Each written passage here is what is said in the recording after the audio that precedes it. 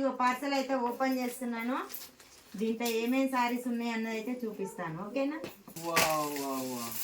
Excellent colours. Yellow colour అయితే నాకు చాలా ఇష్టం. వావ్, ఈ సారీస్ వేరే మోడల్ గా వచ్చినాయండి. చాలా అంటే చాలా బాగున్నాయి. ఇవి వేరే ఉన్నాయండి బ్లౌజ్.